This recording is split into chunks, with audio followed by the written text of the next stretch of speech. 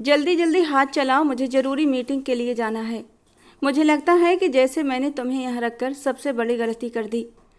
ये कहते हुए वो गुस्से से उसे घूर कर बोला था, मगर पहली बार उसने इतने करीब से उसके चेहरे की ओर देखा था और चेहरे की तरफ देखकर ही वो जैसे अपने दिल को उसके नक्शों में खो बैठा। सफ़ेद दूधिया रंगत और उस पर चमकती हुई पसीने की बूंदें। धीरे धीरे जब सिद्धार्थ सिंघानिया की नज़रें नीचे की ओर बढ़ीं तो उसके दिल की धड़कनें भी तेज हो गईं, क्योंकि जैसे जैसे वो गर्दन से नीचे की ओर देख रहा था तो सामने की खुली हुई शर्ट के बटन देखकर सिद्धार्थ सिंघानिया का दिल मचल उठा था।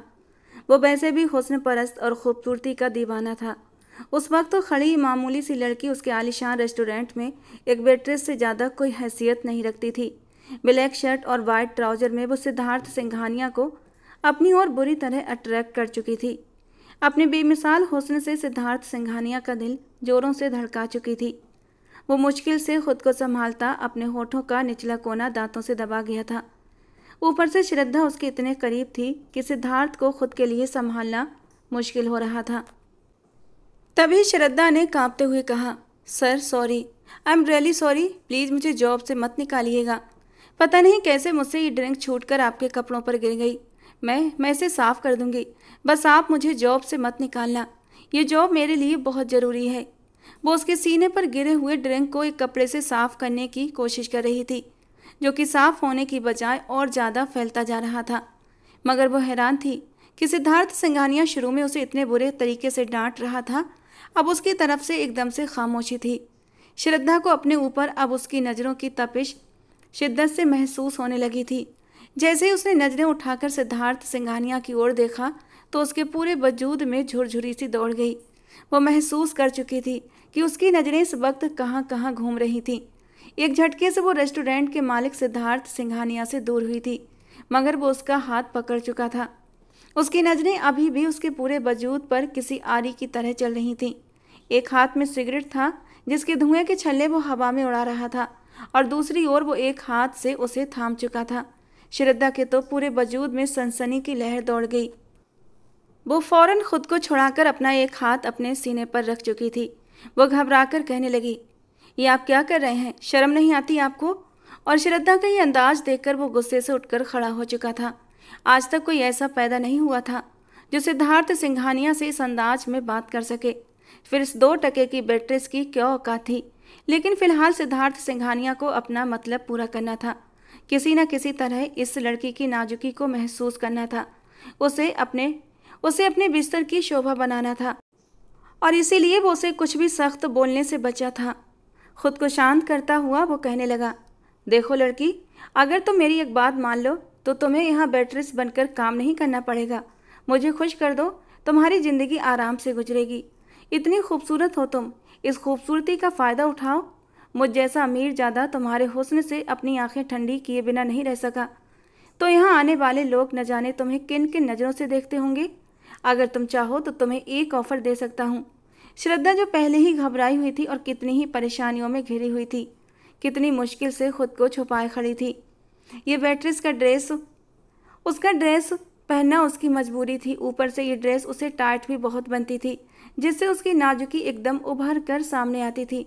और अब जब सिद्धार्थ सिंघानिया की नज़रें अपने ऊपर महसूस की और उसकी ऑफ़र सुनी तो फ़ौरन उस शख्स को देखने लगी जो कुछ देर पहले तो शैतानी भेड़िया बना हुआ था, लेकिन एकदम से उसके चेहरे पर एक अजीब सी नरमी आ चुकी थी।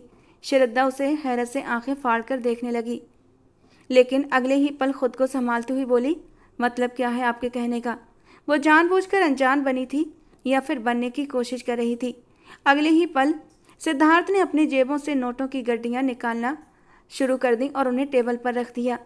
ये लगभग 1 लाख रुपये थे जो वो सामने मेज पर रख चुका था, और कहने लगा, देखो, अगर तुम मेरी बात मान लेती हो और मुझे मेरे प्राइवेट रूम में रोज़ाना 3 से 5 बजे तक खुश करती हो तो मैं तुम्हें रोज़ाना इतने ही पैसे दूंगा।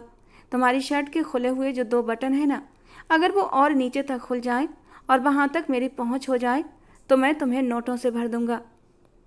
वो कुर्सी पर बैठा टांग पर टांग जमाए इतनी आराम से ये बात कर रहा था जैसे कोई बिजनेस डील हो, जबकि सिद्धार्थ सिंघानिया के ये शब्द सुनकर श्रद्धा का पूरा वजूद कांप उठा था। ये शब्द उसे किसी गाली की तरह लगे थे। आंखों में आंसू आ गए थे। वो गरीब थी और आज तक न जाने कितने मनचले लड़के उसके करीब आने की कोशिश कर चुके थे, लेकिन उसने सबको ही धुतकार दिया था। और उसके चेहरे के सख्त हाव भाव को देखते हुए किसी की भी हिम्मत नहीं हुई थी कि वो जबरदस्ती श्रद्धा के करीब होने की कोशिश कर सके। मगर आज सिद्धार्थ सिंघानिया ने सारी हदें पार कर दी थी। आंसू टूटकर गालों पर बहने लगे थे। दिल में कुछ चुभता हुआ महसूस हुआ था। ये मजबूरी भी इंसान को क्या क्या करवाने पर मजबूर कर देती है। वो अंदर से बुरी तरह टूट रही थी। मगर अगले ही पल उसने अपनी आंखों के आंसू जोर से रगड़कर साफ कर दिए और एक जोरदार थप्पड़ सिद्धार्थ सिंघानिया के मुंह पर दे मारा। उस थप्पड़ की गूंज दूर दूर तक सुनाई दी। लोग पलट पलट कर देखने लगे। पीछे आने वाली वेट्रेस के हाथ से खाने की ट्रे छूटकर नीचे गिरी थी। जिसके सामने कोई नज़र उठाकर बात नहीं करता था, उस पर एक मामूली सी वेट्रेस ने हाथ उठा दिया था। अभी वो कुछ और कहती उससे पहले ही सिद्धार्थ सिंघानिया उठकर करीब आया था। तुम्हारी इतनी हिम्मत कि तुम सिद्धार्थ सिंघानिया पर हाथ उठाओ? मैं तुम्हें बहुत ही प्यार और इज्जत से अपनी बात समझाने की कोशिश कर रहा था, लेकिन नहीं, तुम जैसी लड़कियों को प्यार की भाषा समझ नहीं आती है। लेकिन जो भाषा समझ आती है, अब उसी में मैं तुम्हें अपनी बात समझाऊंगा। ये कहते कहते सिद्धार्थ सिंघानिया उसे हाथ से पकड़कर उसी होटल में बने अपने प्राइवेट रूम में लेकर गया था और जोर से बेड पर धक्का दिया। सिद्धार्थ सिंघानिया का एक बार जिस चीज़ पर दिल आ जाए वो उसकी होकर रहती है, फिर चाहे मुझे उसके लिए कुछ भी क्यों ना करना पड़े। कहते कहते सिद्धार्थ सिंघानिया ने कमरे का दरवाज़ा अंदर से बंद कर दिया, लेकिन श्रद्धा की जान लबों पर आई थी। आप ऐसा कुछ भी नहीं करेंगे, दूर रहे मुझसे। लेकिन सिद्धार्थ सिंघानिया सब लोगों के सामने इतनी बेइज्जती सह चुका था और अब उसका दिमाग गुस्से के मारे तूफान से भरा हुआ था। उसे कुछ भी दिखाई नहीं दे रहा था। अगले ही पल उसने हाथ बढ़ाकर उसकी शर्ट पर रखा और जोर से उसे खींच दिया। देखते ही देखते उसकी शर्ट के सारे बटन टूट गए थे और सामने का नज़ारा सिद्धार्थ सिंघानिया के होश उड़ाने के लिए काफ़ी था। उसने जैसे ही अपना हाथ श्रद्धा की मुलायम धड़कनों पर रखा, श्रद्धा बुरी तरह मचल। अरे ये क्या मुंह उठाए अंदर चली आ रही हो? कुछ बताओ तो सही, नौकरी मिली या नहीं? जिस तरह तुम्हारे चेहरे पर 12 बजे हैं, मुझे तो यही लग रहा है कि आज भी बस खाली हाथ ही घर लौटी हो। करिश्मा की बात सुनकर उसने गहरी सांस निकाली थी और जाकर कुर्सी पर बैठ गई। सामने ही उसका 12 साल का भतीजा करण मोबाइल पर गेम खेल रहा था। प्यास से उसका गला सूख रहा था। पर्स में जितने पैसे थे उसे वो कुछ खरीद कर भी नहीं खा सकती थी, क्योंकि अगर कुछ खरीद कर खा लेती तो आने जाने का किराया कहाँ से भरती। वो अपने भतीजे से कहने लगी, करण पानी ला दो, बहुत प्यास लगी है। जबकि वो मुंह बनाकर कहने लगा, आपकी अपनी टांगें क्या टूटी हैं? जाओ जाकर खुद पी लो। भतीजे के मुंह से ये सुनकर उसे जबरदस्त गुस्सा आ चुका था। कहाँ वो इन लोगों के लिए सारा सारा दिन धूप में मारी मारी फिर रही थी और कहाँ वो उससे इस तरह बात कर रहा था। वो गुस्से से उठी और कहने लगी, तुम्हें तमीज़ नहीं है करण, बड़ों से बात करने की? मैं तुम्हें कह रही हूँ पानी ला कर दो। क्या तुम्हें मेरी हालत नज़र नहीं आ रही? मैं सुबह से भूखी प्यासी हूँ। उसने अभी ये कहा ही था कि और उसकी ओर बढ़ी ताकि उसे बाजू से पकड़कर अपनी ओर ध्यान दिला सके, मगर इससे पहले ही उसकी भाभी अंदर आ चुकी थी और फौरन उसे धक्का देकर कहने लगी, दिमाग तो ठीक है तुम्हारा? बावली हो गई हो क्या? क्यों मेरे बच्चे को काट खाने को तैयार हो? खबरदार जो दोबारा मेरे बच्चे को हाथ लगाया तो। करण तो वैसे ही अपनी माँ का चमचा था, फौरन फूट फूट कर रोने लगा। मम्मा देखो ना, बुआ ने तो आते ही मुझे मारना शुरू कर दिया। आप इनकी शादी क्यों नहीं करवा देती? इतनी गंदी बुआ हैं ये, इनको इस घर से निकालो। वो रोता हुआ जोर से पैर पटकता कमरे से बाहर जा चुका था और श्रद्धा जो मुंह खोले बस देखती रह गई थी। सिर्फ 12 साल का था वो और उसकी बातें इतनी शातिराना थीं, बिल्कुल अपनी माँ जैसी। उसकी भाभी उसे डांटने लगी तो वो मुँह ही मुँह में बड़बड़ाकर कहने लगी, भाभी मैं तो सिर्फ उससे इतना कह रही थी कि पानी लाकर दे दो, मेरा गला सूख रहा है। मगर वो फौरन कहने लगी, हाँ तुम्हारा गला सूख रहा है तो अपने पाँव हैं, जाकर पी लो। अब इतनी दूर से चलकर आ गई हो तो किचन तक जाते क्या तुम्हें मौत आती है? ये मत भूलो, ये घर तुम्हारे बाप का नहीं, मेरे पति का भी है। उसकी भी इसमें मेहनत का पैसा लगा हुआ है। खुद तो मर गए, तुम्हें मेरे सीने पर मूंग दलने के लिए छोड़ गए। एक तो तुम्हें नौकरी भी नहीं मिल रही, बल्कि मुझे तो लगता है नौकरी तुम कर रही हो, बस हमें नहीं बता रही। रोज़ घर से बाहर चली जाती हो, 8-8 घंटे बाहर रहती हो और फिर आकर कह देती हो कि तुम्हें नौकरी नहीं मिली। भाभी की बातें सुनते सुनते ही वो किचन तक आई थी उनकी बातों पर ज़्यादा ध्यान नहीं दिया था, वरना अपना ही मूड ख़राब करती। ये तो उनका रोज़ का रूटीन था। पानी पिया और किचन में खाने के लिए देखने लगी, लेकिन देखा बर्तन खाली पड़े थे और रोटी भी नहीं थी। सब पेट भरकर खाना खा चुके थे और उसके खाने के लिए कुछ भी नहीं बचा था। उसकी आंखों में आंसू आ गए। कहाँ वो सबकी लाडली हुआ करती थी, बहुत लाडों से पली थी, और अब क्या हश्र हो चुका था उसका। भाभी अभी भी लगातार बोलती जा रही थी और वो अपने कमरे में जाकर दरवाज़ा बंद करके लेट गई। आंखों से आंसू लगातार निकल रहे थे। माँ बाप की लाडली बेटी और उसका एक बड़ा भाई था, सबकी लाडली थी, मगर फिर एक हादसे ने सबकी जिंदगियां बदल कर रख दी। श्रद्धा का भाई पुलिस विभाग में था। एक बार विरोधी ग्रुप से लड़ाई करते हुए झगड़ा इतना बढ़ गया कि फायरिंग होने लगी और इस तरह उसका भाई अपनी जान गंवा चुका था। भाभी विधवा हो गई, मगर चूंकि एक बच्चा था इसीलिए उसी घर में रहती थी। लेकिन 2 महीने के बाद माँ बाप का भी देहांत हो गया। भाभी ने जिंदगी पहले से भी ज़्यादा उजाड़ कर रख दी। वो हर बार कहती, तुम्हारे भाई की जो पेंशन के पैसे मिलते हैं उनसे तो घर का गुजारा भी नहीं होगा। उससे तो मुश्किल से बच्चे की स्कूल की फीस और बिजली का बिल ही पूरे होते हैं, बाकी का खर्चा कहाँ से पूरा होगा। 19 साल की श्रद्धा अभी पढ़ाई कर रही थी, लेकिन पढ़ाई बीच में ही छोड़नी पड़ी और नौकरी के लिए मारी मारी फिरने लगी। लेकिन कहीं भी उसे नौकरी नहीं मिल रही थी, क्योंकि उसकी शैक्षिक योग्यता कम थी। थोड़ी देर सोने के बाद जब वो उठी और मोबाइल उठाया तो उसे एक ऐड दिखा, जिसमें शहर के सबसे बड़े 5 स्टार होटल में एक वेट्रेस की ज़रूरत थी। और ये देखकर उसकी आंखें चमक उठीं। वो मुस्कुराने लगी। अंग्रेजी तो उसे बहुत अच्छी आती थी, बोलचाल और रंग रूप भी बेहद खूबसूरत था। इसीलिए अगले ही दिन सुबह जल्दी से उठी, तैयार हुई और घर से बाहर निकल गई। आज उसने सुबह भाभी का चेहरा नहीं देखा था। न जाने क्यों उसे ऐसा लगता था जैसे भाभी रोज़ सुबह उसे बातें सुनाती हैं, तो इसी वजह से उसका दिन खराब होता है। जब वो होटल में इंटरव्यू के लिए ऑफिस पहुंची तो वहाँ लड़कियों की लंबी लाइन लगी हुई थी। तनख्वाह अच्छी खासी थी। एक से बढ़कर एक मॉडर्न लड़की वहाँ पर मौजूद थी। उनके सामने तो श्रद्धा की कोई हैसियत ही नहीं थी। श्रद्धा को अपनी उम्मीद टूटती हुई नजर आई। उसका एक मन किया कि वो यहाँ से उठकर चली जाए, लेकिन फिर मजबूरन बैठ गई। घर जाकर भी क्या करना था, भाभी के ताने ही सुने थे।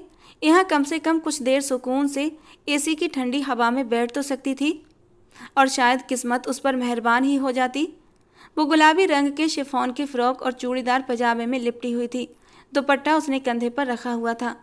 जब उसकी बारी आई और वो अंदर गई तो ये भी चिंता उसे सताने लगी कि कहीं अगर कोई उसके उम्र के मैनेजर या होटल का मालिक हुआ तो वो बोल भी नहीं पाएगी। शुरू से ही उसे लड़कों से थोड़ी झिझक महसूस होती थी, मगर जब अंदर दाखिल हुई तो वहाँ एक अंधेड़ उम्र का व्यक्ति बैठा हुआ था। जैसे ही उसने श्रद्धा को देखा तो देखता ही रह गया। अब तक जितनी भी लड़कियां आई थीं उनमें से किसी में भी वो बात नहीं थी जो उसे इस होटल के लिए एक वेट्रेस के रूप में चाहिए थी, जो केवल यहाँ आने वाले अमीरजादों को सर्व करे और उनके ऑर्डर लें।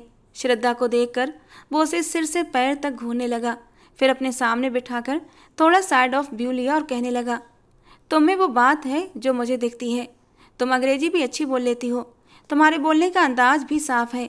मैं तुम्हें नौकरी पर रख लेता हूँ, मगर हाँ, तुम्हें यूनिफॉर्म हमारे 5 स्टार होटल के अनुसार ही पहनना होगा। ये कहकर उसने अपनी सेक्रेटरी को इशारा किया और उसने साथ वाले रूम में से एक यूनिफॉर्म लाकर श्रद्धा के सामने रख दी।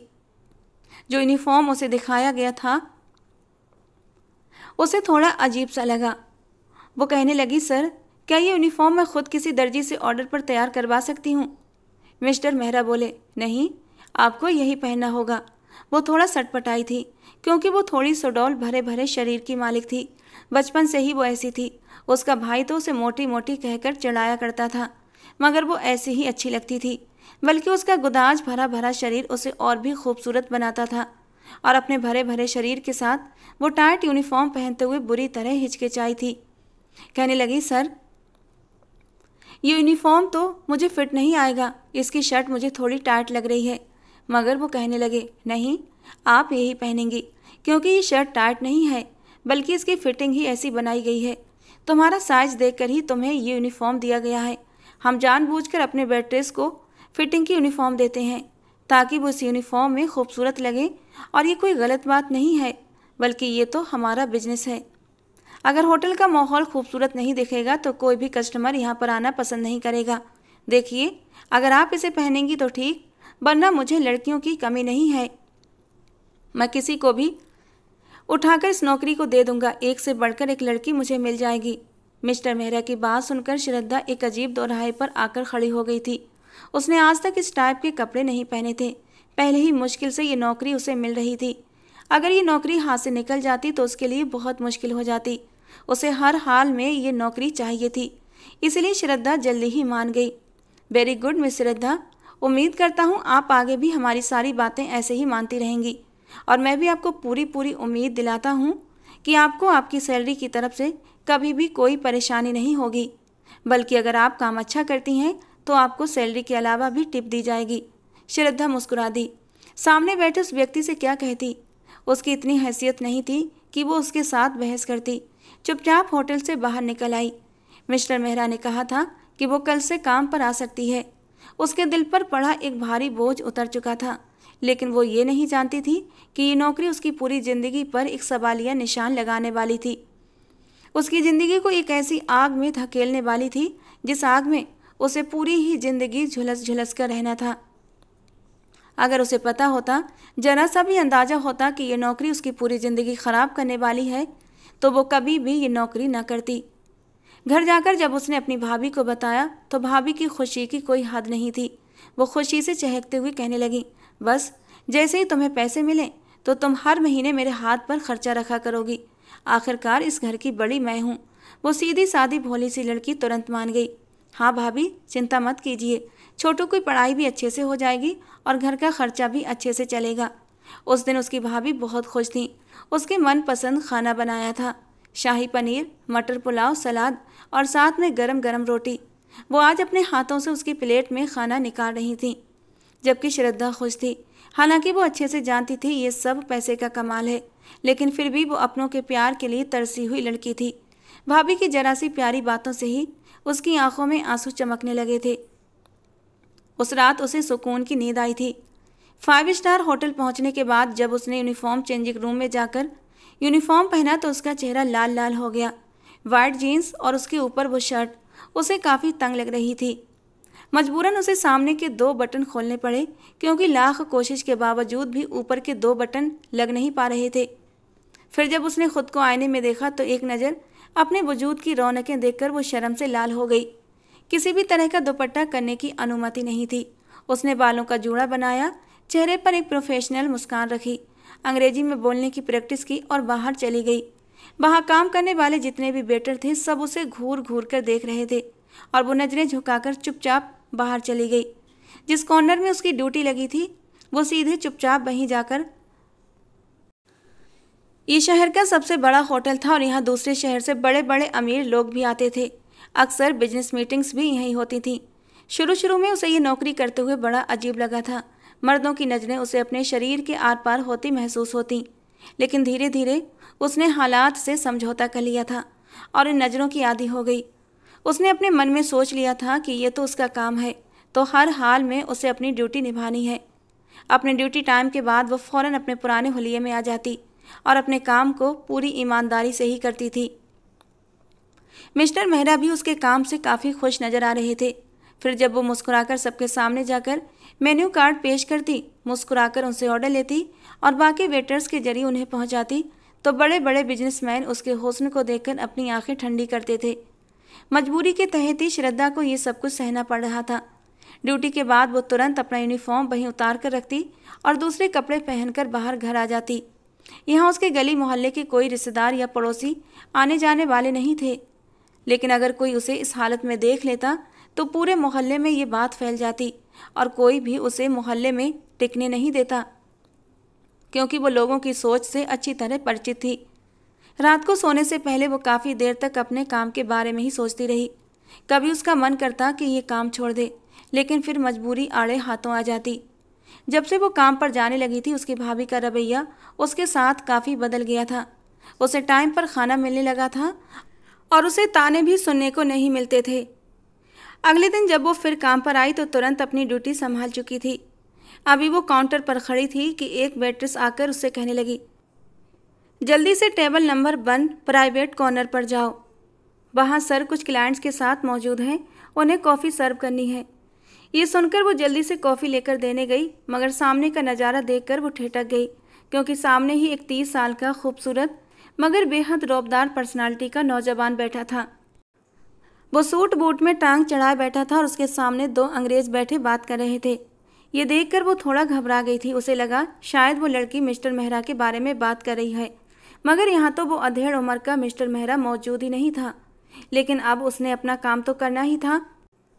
उसने एक नज़र फिर उस खूबसूरत हीरो जैसे इंसान पर डाली थी। दिल उसकी तारीफ किए बिना रह न सका, क्योंकि वो था ही तारीफ के काबिल। खूबसूरत खूबसूरत गहरी काली आंखें, घने बाल जो जेल से सजे हुए थे, 3 पीस सूट पहने, पैरों में चमकते जूते, उसका मजबूत सुडौल कसरती बदन और चेहरे पर एक ऐसा रौब कि सामने वाला बात करने से पहले 10 बार सोचे। वो देखने से ही घमंडी नेचर का इंसान लगता था। बंदा है तो दमदार। ये गुरूर, ये घमंड उसकी पर्सनालिटी पर जचता है। उसने अपने मन ही मन में सोचा और कॉफ़ी देने के लिए धीरे से उसकी ओर कदम बढ़ा दिए। और आगे बढ़कर जैसे ही उसने कॉफ़ी पेश करना चाही कि तभी अचानक पीछे से गुजरते एक वेटर के कंधे से टकराने पर कॉफ़ी का कप सीधे सामने सूट बूट पहने उस खूबसूरत मर्द पर जा गिरा। गर्मा गर्म कॉफ़ी उसके सीने को झुलसा गई थी। एक पल के लिए तो न श्रद्धा को समझ आया और ना ही सामने बैठे उस नौजवान को कुछ समझ आया था कि हुआ क्या है। और जब वो थोड़ा थोड़ा होश में आया तो उसने नज़र उठाकर सामने खड़ी उस लड़की को देखा था, जिसका डर के मारे पूरा रंग सफ़ेद पड़ चुका था। लेकिन वो गुस्से से बुरी तरह भड़क उठा। वो तुरंत गुस्से से उठकर खड़ा हुआ और दहाड़ते हुए बोला, अंधी हो क्या? दिखाई नहीं दे रहा तुम्हें? वो गुस्से से चिल्लाया और खड़ा हो गया।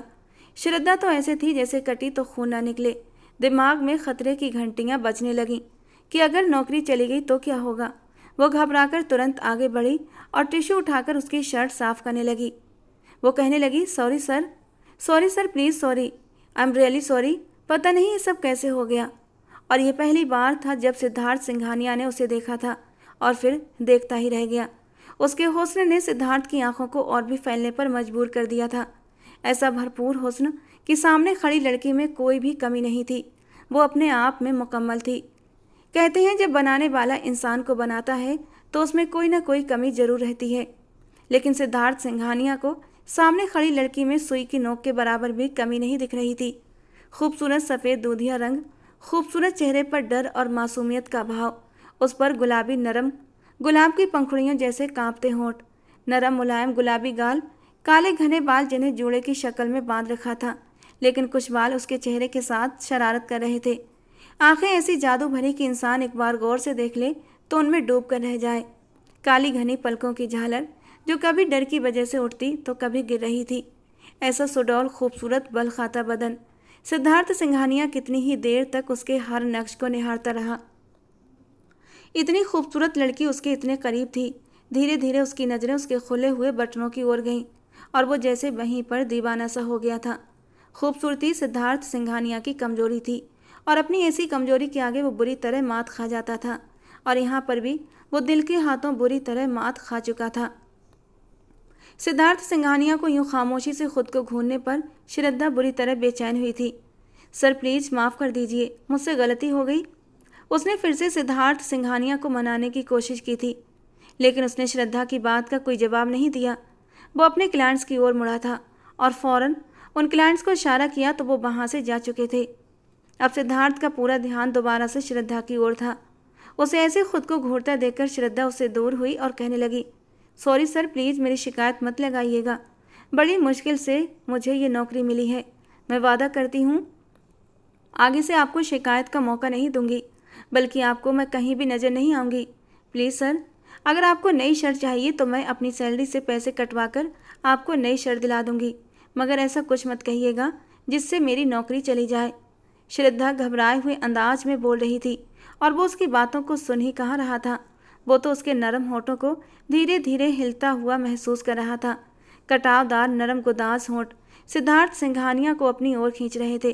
वो 2 कदम आगे बढ़ा, अपना कोट उतार कर उसने टेबल पर रखा और शर्ट के बटन खोलते हुए आगे बढ़ता उसे दीवार से लगा गया। अपने हाथों से उसके दोनों बाजू पकड़े वो दीवार से बिल्कुल सटा चुका था। दोनों के बीच अब बहुत कम फासला रह गया था। उस वक्त वहाँ उन दोनों के अलावा कोई मौजूद नहीं था, क्योंकि ये प्राइवेट पोर्शन था और यहाँ पर सिर्फ और सिर्फ सिद्धार्थ सिंघानिया ही अपने क्लाइंट्स के साथ मीटिंग करता था। वो कहने लगा, अच्छा तो तुम मुझे नई शर्ट दिलाओगी? उसके इस तरह करीब आने से श्रद्धा का दिल बुरी तरह धड़क उठा। जी जी सर, मैं आपको न्यू शर्ट दिला दूंगी, लेकिन प्लीज़ मेरी शिकायत मैनेजर से मत करना। जानती हो इस शर्ट की कीमत क्या है?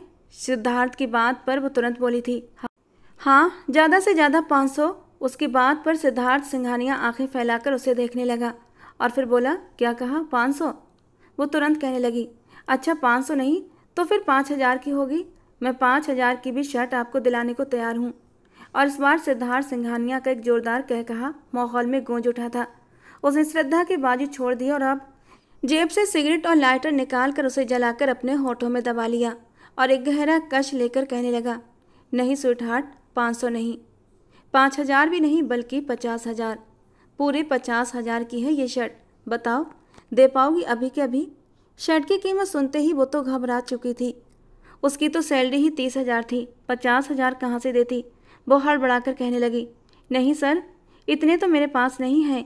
50,000 में तो हमारे पूरे मोहल्ले के लिए नए कपड़े आ जाएंगे। वो इतनी मासूमियत से बोली थी कि सिद्धार्थ सिंघानिया एक पल के लिए उसकी मासूमियत में खो गया था और फिर जल्दी ही अपना सर झटकता हुआ होश की दुनिया में वापस आया। अच्छा, अगर इतने पैसे नहीं तो कोई बात नहीं, मेरी एक बात मान लो, मैं तुम्हारी गलती माफ़ कर दूंगा। ये कहते हुए वो उसकी सीधी नज़रें श्रद्धा के नरम होठों की तरफ गई थीं। कितनी देर से सिद्धार्थ सिंघानिया का दिल मचल रहा था कि उन होठों की खूबसूरती को अभी के अभी महसूस कर ले। इसीलिए वो धीरे धीरे अपने मुद्दे की बात पर आ रहा था। नज़रें अब भी श्रद्धा की खूबसूरती पर टिकी हुई थी। होठों से नज़र फिसल कर उसकी मुलायम धड़कनों पर टिक गई थी। नीचे के होंठ का कोना दबाते हुए वो फिर श्रद्धा के करीब आया था और कहने लगा, अगर तुम अपने खूबसूरत मुलायम होठों से मेरे होठों को, अभी वो सिर्फ इतना ही बोला था कि श्रद्धा ने उसे धक्का देकर पीछे किया था और गुस्से से कहने लगी, shut up, just shut up. आगे एक शब्द भी कहा तो जबान खींच लूँगी आपकी। क्या समझ रखा है आपने? क्या मैं आपको ऐसी लड़की लग रही हूँ? अमीर होंगे तो अपने घर के होंगे। मैं अभी आपकी कंप्लेंट करती हूँ। आपको ऐसा सबक सिखाऊंगी कि याद रखिएगा, मैं आपका इस होटल में आना ही बंद करवा दूंगी। वो उसे धमकियाँ दे रही थी और वो सीने पर हाथ बांधे उसकी बातों को चेहरे पर मुस्कान सजाकर सुन रहा था। वो चीखती चिल्लाती वहाँ से निकली और सीधे ऑफिस की ओर गई थी, जहाँ पर मिस्टर मेहरा बैठे हुए थे। जैसे ही वो अंदर दाखिल हुई, चिल्लाकर कहने लगी, सर अपने इस कस्टमर को निकालिए यहाँ से। वो मुझसे गलत बात कर रहे हैं। उसे बात करने की तमीज़ नहीं है। मानती हूँ मेरी गलती है और मेरी गलती से उनकी शर्ट ख़राब हुई है, मगर क्या वो इतने गिरे हुए हैं कि मुझे इस तरह की ऑफ़र करें? आप जानते भी हैं उस घटिया इंसान ने मुझे कितनी घटिया बात कही है। अभी वो बोल ही रही थी कि पीछे से आकर सिद्धार्थ सिंघानिया खड़ा हो गया। श्रद्धा की दरवाजे की ओर पीठ थी, इसलिए वो सिद्धार्थ को अंदर आते हुए देख नहीं पाई थी। लेकिन मिस्टर मेहरा ने सिद्धार्थ सिंघानिया को अंदर आते हुए देख लिया था और सिद्धार्थ सिंघानिया को देखकर उसके चेहरे का रंग बदल गया था। वो तुरंत कहने लगा, ए लड़की चुप कर जाओ, सर पीछे खड़े हैं। जानती भी हो वो इस होटल के मालिक हैं। अगर उन्हें पता चल गया कि तुमने उनके होटल में कोई ड्रामा मचाया है, किसी कस्टमर के साथ लड़ाई झगड़ा किया है, तो वो तुम्हारे साथ साथ मुझे भी यहाँ से निकाल देंगे। सिद्धार्थ टेक लगाकर दरवाजे में खड़ा उसे ही देख रहा था। जब ये सुनकर उसने पलट कर देखा तो वहाँ सिद्धार्थ खड़ा था। उसे ऐसा लग रहा था जैसे उसके सिर पर आसमान टूट पड़ा हो। वो इस होटल का मालिक था? नहीं, वो तो चक्कर खाकर रह गई थी। सिद्धार्थ ने सिर्फ आंखों से बिलिंग करते हुए मिस्टर मेहरा को एक इशारा किया था, जबकि वो चकराते सर को लेकर खुद को संभालने की कोशिश करने लगी। और मिस्टर मेहरा जिस होटल के मैनेजर थे और इस होटल का मैनेजमेंट संभालते थे, सिद्धार्थ सिंघानिया का इशारा पाते ही कमरे से बाहर चले गए, जबकि वो डर के मारे खुद को संभालने की कोशिश कर रही थी। और वो धीरे धीरे कदम बढ़ाता हुआ उसी की ओर बढ़ता चला जा रहा था। और फिर वो 2 कदम फिर से पीछे हट गई थी और वो फिर से 2 कदम उसके करीब आया था, यहाँ तक कि वो टेबल से लग गई थी और उसने दोनों हाथ टेबल पर रखकर उसे अपनी पकड़ में ले लिया। उसके गालों को बड़ी ही नरमी से छूते हुए उसके चेहरे पर हल्के से एक फूंक मारी थी। उसके चेहरे पर एक गुरूर भरी मुस्कान थी। वो श्रद्धा से कहने लगा, एक वेट्रेस होकर मुझे इतनी अकड़ दिखा रही हो? अब तक तो तुम्हें अच्छे से अंदाजा हो गया होगा मेरी हैसियत का। जानती हो, बड़े बड़े बिजनेसमैन की बेटियां मेरे साथ एक रात बिताने को तड़पती हैं। मेरी संगत के लिए वो अपना सब कुछ कुर्बान कर सकती हैं, क्योंकि सिद्धार्थ सिंघानिया कोई आम इंसान नहीं है, बल्कि लाखों दिलों पर राज करने वाला एक मिलेनियन बिजनेसमैन है। और तुम एक बेट्रेस होकर इतनी अकड़ दिखा रही हो। खैर, मैं तुम्हारी सारी गलतियों को माफ़ करता हूँ। इतनी खूबसूरत हो तो थोड़ी सी अकड़ तो बनती है। बताओ, कितना लोगी मेरे साथ बिस्तर पर आने का? बहुत खुशकिस्मत लड़की हो तुम, जिसे सिद्धार्थ सिंघानिया खुद ऑफर कर रहा है। अपनी खुशकिस्मती मानो और मेरी इस ऑफर को स्वीकार कर लो। कहते हुए उसने श्रद्धा को बाजू से पकड़कर सीधा किया और श्रद्धा अपनी आंखों में आंसू लिए सामने खड़े उस इंसान को देख रही थी, जिसने उसकी इज्जत का एक ही पल में सौदा कर दिया था। यहाँ तक कि अब वो अपनी जेब से पैसे निकाल कर सामने टेबल पर रख चुका था और फिर चेक बुक भी रख दी कि जितने पैसे चाहो देने को तैयार हूँ। लेकिन उसके मुंह से ये शब्द सुनकर श्रद्धा की आंखें और भी तेजी से आंसू बहाने लगीं और फिर वो रोते हुए कहने लगी, मैं तुम्हारे पैसे और तुम्हारी इस नौकरी पर लानत भेजती हूँ। एक मजबूर बेबस लड़की अगर अपना पेट भरने के लिए घर से बाहर निकलती है तो तुम जैसे भेड़िए ऐसे ही उसे नोचने को तैयार बैठे होते हैं।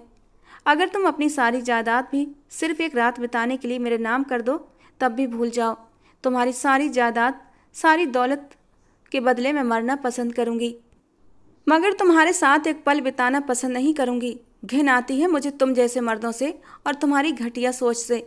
ये कहकर वो वहाँ से बाहर निकल गई और सिद्धार्थ सिंघानिया उस लड़की को जाता देखता रहा। ये पहली बार था कि वो खुद से किसी लड़की के करीब होने के लिए बेकरार हुआ था। यहाँ तक कि उस लड़की को उसकी मनचाही कीमत भी देने को तैयार था और उस लड़की ने उसकी इंसल्ट करते हुए उसके मुंह पर ही इनकार कर दिया था। रोते रोते उसने अपने कपड़े बदले और होटल से बाहर आ गई थी।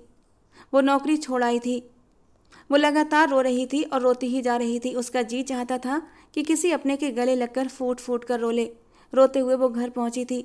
जैसे ही भाभी ने उसे समय से पहले घर देखा तो उसके माथे पर बल पड़ गए और कहने लगी, क्या हुआ, आज इतनी जल्दी क्यों आ गई? जबकि श्रद्धा का दिल शिद्दत से अपनी माँ की गोद में सर रखकर रोने को कर रहा था। मम्मी, वो अपनी माँ को याद करते हुए सिसक उठी थी और कोई नहीं मिला, इसीलिए भाभी के ही गले लग गई। उसे रोता हुआ देखकर वो पूछने लगी, क्या हुआ लड़की, रो क्यों रही हो? ठीक तो है ना सब कुछ? और वो रोते रोते उसे सब कुछ बताने लगी। उस ऑफर का भी बताया जो उसके बॉस ने उसे दिया था। उसे लगा कि उसकी भाभी लाख बुरी सही, मगर उसकी इस बात पर उसका ही साथ देंगी, उसका हौसला बढ़ाएंगी कि बहुत अच्छा किया जो तुम नौकरी छोड़कर चली आई। मगर बजाय उसका साथ देने के उसकी भाभी गुस्से से कहने लगी, पागल हो गई है क्या? दिमाग ठीक है तेरा? इतनी अच्छी ऑफर ठुकरा कर चली आई। अरे ऐसे मौके तो किस्मत वालियों को मिलते हैं, और जब किस्मत तेरे ऊपर मेहरबान हो रही थी तो तूने किस्मत की इस मेहरबानी को लात मार दी। अरे कौन सा किसी को पता चलना था? अगर एक रात उसके साथ बिता लेती तो तुम जानती हो हमारी जिंदगियां संवर जाती। हम करोड़ों में खेलते, गाड़ी बंगला मकान सब कुछ मिल जाता। जबकि अपनी भाभी के ये शब्द सुनकर उसे एक झटका लगा था। उसकी भाभी पैसे के लिए इतना गिर सकती है उसने कभी सोचा भी नहीं था। एक झटके से वो उससे अलग हो गई और कहने लगी, ये कैसी बातें कर रही हो आप? मैं अपने स्वर्गीय पिता और अपने भाई की इज्जत हूँ। मैं मर जाऊंगी मगर अपनी इज्जत खराब नहीं करूंगी। मुझे आपसे बिल्कुल भी इस सब की उम्मीद नहीं थी कि आप मेरे साथ ऐसी बातें करेंगी, कि मेरी इज्जत दांव पर लगाएंगी। वो रोती हुई अपने कमरे में चली गई। न जाने कितनी देर तक रोती रही और रोते रोते खुद ही उसकी आंख लग गई थी। उसकी भाभी भी उसे उठाने नहीं आई थी, क्योंकि वो उससे बहुत ज़्यादा नाराज़ हो चुकी थी। उनकी नज़र में उसने बहुत बड़ी बेवकूफ़ी की थी जो घर आई माया को ठुकरा दिया था। होटल में खड़ा सिद्धार्थ बड़ी ही गहराई से मुस्कुराता जा रहा था। ये सच था कि उसे खूबसूरती अट्रैक्ट करती थी। खूबसूरत लड़कियां उसे लुभाती थीं और वो अपनी ज़िंदगी में खूबसूरत लड़की को ही शामिल करना चाहता था। उसे अपनी ज़िंदगी में हर चीज़ हर तरह से परफेक्ट चाहिए थी और लाइफ पार्टनर भी परफेक्ट ही चाहिए था, फिर चाहे वो ज़ाहिरी खूबसूरती हो या फिर अंदर की खूबसूरती। ज़ाहिरी खूबसूरती की लड़कियां उसकी ज़िंदगी में बहुत आई थीं, जिन्होंने खुद से उसकी तरफ कदम बढ़ाए थे, लेकिन उसे सिर्फ तन की खूबसूरती नहीं चाहिए थी, उसे मन की खूबसूरती भी चाहिए थी। एक ऐसी लड़की चाहिए थी जो सिर्फ और सिर्फ उसकी हो, जिसके जज्बात बिल्कुल अनछुए हों और उस लड़की की ज़िंदगी में आने वाला वो पहला मर्द हो। लेकिन आज तक उसे ऐसी कोई भी लड़की नहीं मिली थी। जब उसने पहली बार श्रद्धा को देखा तो उसे देखकर वो अपनी पलकें झपकाना भूल गया था।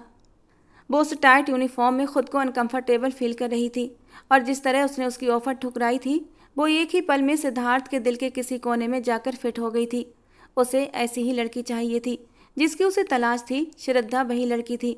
वो बस ये देखना चाहता था कि क्या ये लड़की बाकी लड़कियों जैसी है या फिर सचमुच एक अच्छा रिश्ता निभाने के लायक है।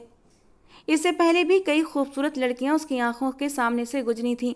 उसने उनके साथ भी यूं ही फ्री होकर बात की थी। उन्हें उन्हें अपने साथ समय गुजारने के लिए पैसों की ऑफ़र की थी और वे लालची लड़कियां केवल कुछ लाखों के लिए उसके बिस्तर पर आने को तैयार हो जाती। मगर वो लड़कियां जैसे ही राल टपकाती हुई उसकी ऑफ़र को स्वीकार करती, उसके तन बदन में एक आग सी लग जाती थी। उसे ऐसी लड़कियों से घिन महसूस होती थी और गुस्से में आकर वो उन्हें धुतकार दिया करता था। एक तरह से वो श्रद्धा को आजमा रहा था, मगर वो लड़की गरीब जरूर थी लेकिन इज्जत का सौदा करने वाली नहीं थी। श्रद्धा का ख्याल आते ही उसके लबों पर एक खूबसूरत सी मुस्कान आई थी। तैयार हो जाओ श्रद्धा, सिद्धार्थ सिंघानिया की जिंदगी में हमेशा हमेशा के लिए शामिल होने के लिए। पहली बार सिद्धार्थ सिंघानिया का दिल एक नए अंदाज में धड़कने लगा था। लबों से मुस्कान हटने का नाम नहीं ले रही थी। आज उसे सब कुछ अच्छा लग रहा था, जैसे आज उसे सब कुछ मिल गया हो। उसे उसकी मंजिल मिल गई थी जिसकी उसे न जाने कब से तलाश थी। उसने तुरंत उसकी सारी जानकारी निकलवाई थी। अगले 2 दिनों के अंदर वो श्रद्धा के बारे में सब कुछ जानकर उसके घर भी पहुंच चुका था। सुबह का वक्त था। वो दुपट्टा कंधे से कमर तक बांधे आंगन में पूरी मगन होकर झाड़ू लगा रही थी कि तभी दरवाजे पर दस्तक हुई थी। हाथ में झाड़ू पकड़े ही वो दरवाजे के पास गई। जैसे ही दरवाजा खोला तो सामने लाइन में 10 कर्मचारी फल और शुभकामनाओं से भरी टोकरी लेकर अंदर आने लगे और उसके बाद सिद्धार्थ सिंघानिया भी अंदर आया। चेहरे पर मुस्कुराहट सजाए सिद्धार्थ को देखकर वो एक पल के लिए घबराई थी और जैसे ही नज़र खुद के हुलिये पर पड़ी तो बुरी तरह शर्मिंदा भी हुई थी। लेकिन अगले ही पल शर्मिंदगी कहीं हवा हो गई। उसे उस इंसान पर फिर से गुस्सा आया था क्योंकि वो जिस तैयारी से आया था, श्रद्धा का दिल गुस्से से भर गया था। हो न हो वो फिर से अपनी उसी घटिया बात को मनवाने आया है। तुरंत झाड़ू एक तरफ फेंकी, दुपट्टा खोल कर गले में डाला और गुस्से से कहने लगी, आप यहाँ क्या कर रहे हैं? जबकि वो बड़े ही आराम और सुकून से कहने लगा, तुम्हारे साथ सगाई करने आया हूँ। अंगूठी तुम्हें अपने हाथों से पहनाऊंगा। आखिर को तुमने इस दिल का चैन जो चुरा लिया है, अब इसको सुकून तो तभी आएगा जब ये तुम्हें अपने नाम कर लेगा। ये सुनकर वो गुस्से से आग बबूला हो गई। तुरंत फल की टोकरी उठाकर फेंकने लगी। चले जाओ यहाँ से, ये मेरा घर है, तुम्हारा होटल नहीं जो तुम मुझ पर अपनी मनमानी चलाओगे।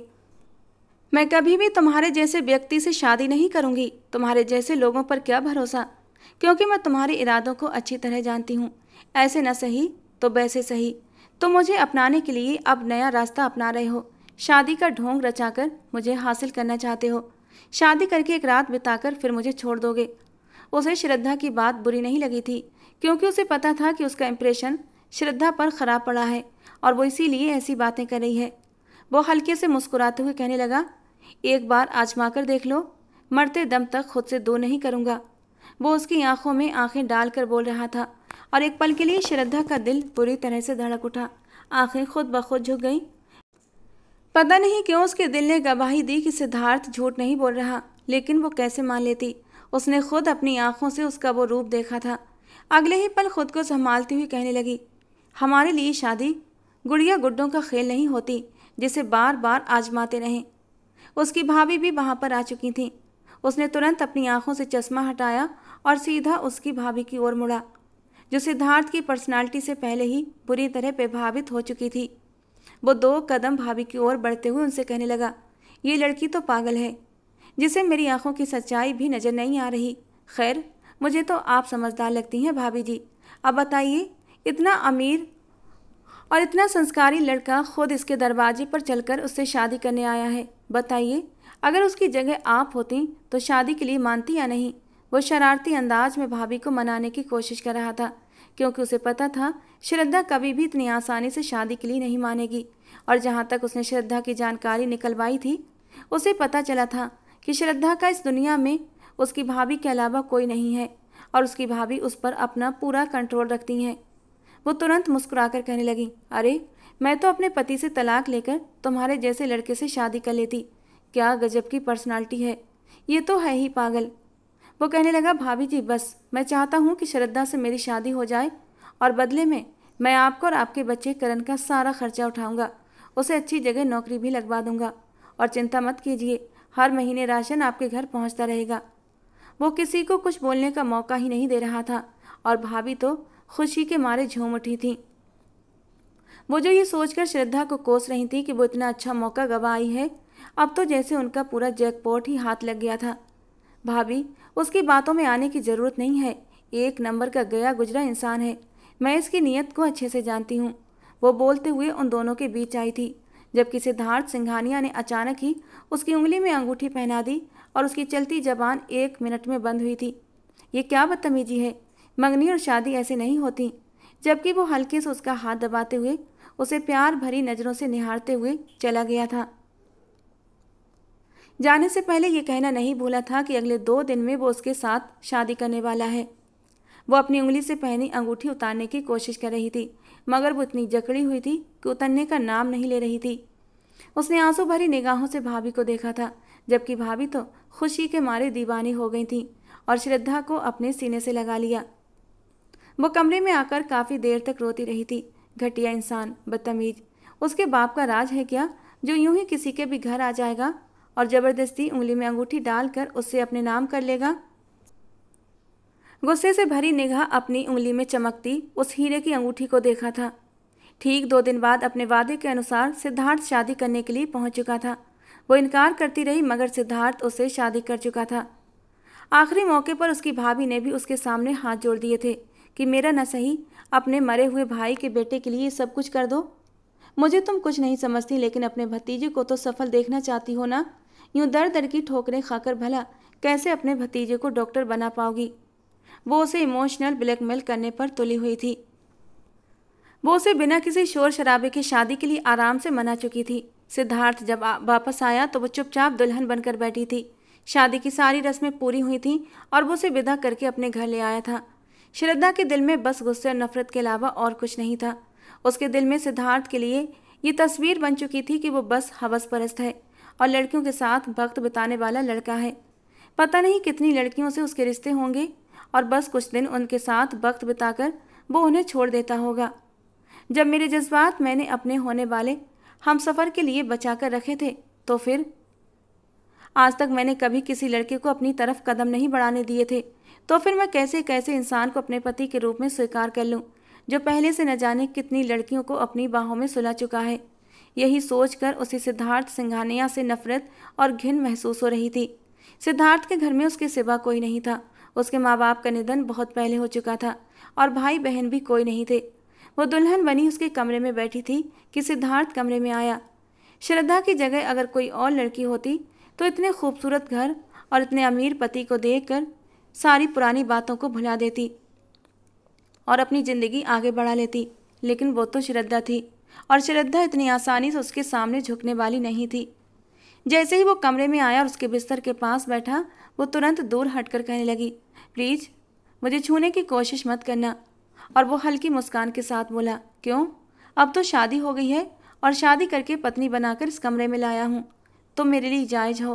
अब मैं तुम्हारे साथ जो चाहूँ कर सकता हूँ और करूँगा। यार, अब इतना भी साधु संत नहीं हूँ, मोहब्बत करता हूँ तुमसे और इसीलिए तुम्हें अपनी पत्नी बनाकर लाया हूँ।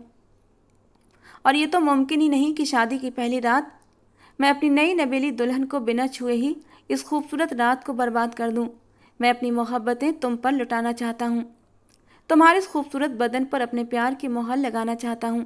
मैं चाहता हूँ कल सुबह जब तुम उठो तो तुम्हारे पूरे अस्तित्व पर मेरी मोहब्बत, मेरी तीव्रताओं के निशान मौजूद हों और तुम्हें ये रात हमेशा याद रहे। मैं हमारी रात बहुत यादगार बनाना चाहता हूँ। जबकि उसकी आंखों में मचलते जज्बात देखकर श्रद्धा बुरी तरह डर चुकी थी। अगले ही पल वो उसे खींचकर अपनी गोद में बिठा चुका था। फिर जैसे ही वो उसे छूने के लिए अपने होंठ उसके करीब लाया, अगले ही पल उसने साइड टेबल पर रखे हुए गमले को उठाकर उसके सिर पर दे मारा। उसके माथे से खून की एक लकीर निकल आई थी। वो गमला उठाकर दूसरी तरफ हट गई और कहने लगी, खबरदार जो मेरे करीब आने की कोशिश भी की तो मैं बार बार बता रही हूँ, मुझे नफरत है तुमसे सिद्धार्थ सिंघानिया। तुम सिर्फ मेरा इस्तेमाल करना चाहते हो। मैं जानती हूँ जिस दिन तुम मेरे करीब आ जाओगे, मुझे हासिल कर लोगे, तो तुम मुझे तलाक दे दोगे और मुझे दर दर भटकने पर मजबूर कर दोगे। मुझे इस्तेमाल करने के बाद तो तुम मुझे इस काबिल भी नहीं रहने दोगे कि मैं अपनी ज़िंदगी में आगे बढ़ सकूं। कम से कम तुमसे दूर रहकर मुझे ये तो सुकून रहेगा कि मैंने खुद को तुम जैसे घटिया इंसान से गंदा नहीं किया। चाहे कुछ भी हो जाए, मैं तुम्हें अपने करीब नहीं आने दूंगी। माथे से निकलते खून को देखकर और ख़ुद को बार बार घटिया सुनकर वो गुस्से से आग बबूला हो चुका था। वो तुरंत आगे बढ़ा और कहने लगा, माई डियर वाइफ, जो तुमने हरकत की है ना, इसके लिए मैं तुम्हें सख्त सज़ा दे सकता था, लेकिन नहीं, मैं ऐसा नहीं करूँगा, क्योंकि मोहब्बत कर बैठा हूँ तुमसे। लेकिन तुम्हें यह बात समझ नहीं आ रही। जो भी हो। ये बोलने के साथ ही उसने आगे बढ़कर उसे खींचकर अपने सीने से लगाया और उसके चेहरे को एक हाथ से ऊपर उठाते हुए कहने लगा, तुम तो बिल्कुल किसी फिल्म की हीरोइन जैसे हिटलर हो। तुम्हारे साथ तो ज़िंदगी जीने का बड़ा मज़ा आएगा। मैं तो ऐसी ही बीवी चाहता था और तुम बिल्कुल वैसी ही निकली। सुहागरात तो तुम्हारे साथ मैं मना कर ही रहूँगा। ये कहकर उसने श्रद्धा को बेड पर गिराया था और अपनी शर्ट के बटन खोलने लगा, क्योंकि माथे से बहता हुआ खून उसकी सफ़ेद शर्ट को लाल कर गया था। एक पल के लिए तो श्रद्धा भी डर गई थी उसका खून बहता हुआ देखकर। जैसे ही वो आगे बढ़ा, उसने गमला फेंका जो अब तक श्रद्धा के हाथों में ही था, लेकिन इस बार वो पीछे हट चुका था। गमला नीचे गिर गया और टूट गया और वो उसे अपनी बाहों में ले चुका था। वो चाहता तो नहीं था कि उसके साथ ज़बरदस्ती करे, लेकिन जो हरकत उसने की थी वो उसे सज़ा देना चाहता था। उसका खून निकला था तो वो खून श्रद्धा का भी निकालना चाहता था, लेकिन अपने तरीके से। अगले ही पल उसने दोनों हाथों से श्रद्धा के दोनों हाथ पकड़े और फिर अपने होंठ उसके होंठों पर रख दिए और फिर पूरी तरह बेकाबू होकर उसके होंठों पर अपनी तीव्रताएं लुटाने लगा, यहाँ तक कि उसके होंठों से खून आ गया। उसका सांस रुकने लगा। एक झटके से उसने पूरी ताकत से उसे खुद से अलग किया। होंठ एक तरफ से कट चुका था और श्रद्धा फूट फूट कर रोने लगी। तो सिद्धार्थ हंसते हुए कहने लगा, क्यों, इससे ज़्यादा दर्द तो मुझे हुआ था, हिटलर कहीं की। अब पता चला दर्द क्या होता है। आज के लिए शायद ये डोज काफ़ी है। श्रद्धा की आंखों में आंसू देखकर वो उस पर रहम खा गया था और वो खुद कमरे से बाहर निकलता चला गया, क्योंकि फ़िलहाल उसे अभी अपने जख्म की भी मरहम पट्टी करनी थी, जो शादी की पहली रात उसकी नई नवेली दुल्हन ने उसे तोहफे के रूप में दिया था।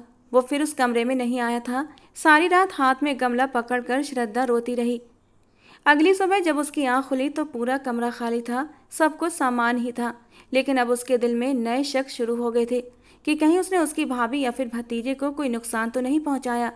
अगर ऐसा हुआ तो क्या होगा, या फिर अगर उसने उसे छोड़ दिया तो। ये शक उसकी सांस लेना भी मुश्किल कर रहे थे। 2 दिन तक सिद्धार्थ ना तो उससे बोला और ना ही उसके कमरे में आया था। बस जब भी दोनों का आमना सामना होता तो दूर से ही देखता था। उस शाम जब वो घर आया तो सीधा अपने कमरे में गया था। अभी अभी श्रद्धा अपने बालों को कंघी कर रही थी। वो नहाकर निकली थी। गीले बालों ने उसकी फ़िरौक को पीछे से गीला कर दिया था। उसकी नज़रें एक बार फिर उस पर टेकीं, लेकिन वो नज़रें हटा गया। उसे खुद को नज़रअंदाज करते देख वो अजीब सा महसूस करने लगी। शायद वजह ये थी कि वो देखना चाहती थी ये इंसान उससे कितनी मोहब्बत करता है, वो उसकी मोहब्बत और अपने अहंकार में कितना आगे जाएगा। उसने श्रद्धा पर दोबारा नज़र नहीं डाली थी और फिर चुपचाप करवट लेकर सो गया। श्रद्धा को बुरा महसूस हुआ। पता नहीं क्यों उसका मन कर रहा था कि सिद्धार्थ उससे बोले, उस पर अपना हक जमाए। दोनों के बीच एक सर्द जंग जारी थी। सिद्धार्थ उसे अब कुछ नहीं कहता था, चुपचाप उसकी ज़रूरत का सामान लाकर उसे दे देता और घर से बाहर चला जाता। डर के मारे ही सही, वो उसके अब सारे काम खुद करने लगी थी। वो उसके लिए खाना बनाती, धीरे धीरे उसके लाए हुए कपड़े पहनकर खुद को सजाने संवारने भी लगी थी। सिद्धार्थ सब कुछ महसूस कर रहा था, लेकिन कुछ बोल नहीं रहा था। जब श्रद्धा को ये सब और बर्दाश्त न हुआ तो एक दिन वो उसके सामने जाकर खड़ी हो गई। वो कहने लगा, हटो सामने से, मुझे टीवी देखने दो। और वो कहने लगी, नहीं हटूंगी। क्या मुझे ये सब दिखाने के लिए लाए थे? वो कहने लगा, क्या समस्या है तुम्हें?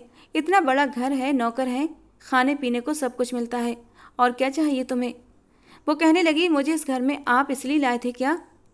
बीवी बनाकर लाया था तुम्हें, और बीवियों के क्या हक होते हैं, उन्हें कैसे रखा जाता है, मैं वो सब कुछ करना चाहता था। अब जबकि मैंने तुम्हें तुम्हारे हाल पर छोड़ दिया है तो इतनी बेचैन क्यों हो? मैं तो बिना कहे ही तुम्हारे जज्बातों को अपनी मोहब्बत से सुकून देना चाहता था, लेकिन नहीं, जब तुमने ही वो सब कुछ नहीं करने दिया, एक डेकोरेशन पीस की तरह अपने कमरे के कोने में पड़े रहना है तो रहो, लेकिन एक बात हमेशा याद रखना, मरते दम तक तुम्हें मेरे नाम के साथ जुड़कर रहना होगा। मैं तुम्हें कभी भी खुद से अलग नहीं करूँगा, समझी तुम?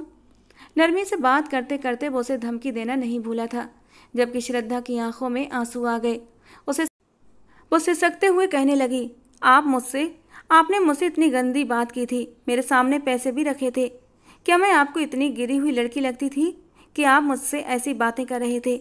एक औरत की इज्जत, उसका मान सम्मान उसकी नज़र में कोई अहमियत नहीं रखता। ये कहते हुए उसकी आंखों के आंसू गालों पर आ गए, जबकि सिद्धार्थ अब और खुद को कठोर नहीं रख सकता था। वो धीरे से उठा, उसके करीब आया और अपने हाथों से उसके आंसू पोंछ दिए। बहुत ही प्यार से उसके चेहरे को निहारते हुए कहने लगा, गलत सोचना बंद कर दो श्रद्धा। सुना तुमने? तुमसे पहले मेरी ज़िंदगी में कई लड़कियां आई थीं जो सिर्फ पैसों के लिए मुझसे रिश्ता बनाना चाहती थीं, लेकिन मैंने उन्हें अपने करीब नहीं आने दिया। ये बात मुझे मेरी माँ ने सिखाई थी कि कभी भी उस औरत को अपने घर की इज्जत मत बनाना जो कुछ कागज़ के टुकड़ों के बदले किसी भी आदमी के बिस्तर तक जाने को तैयार हो जाए। और सच में ऐसा ही था।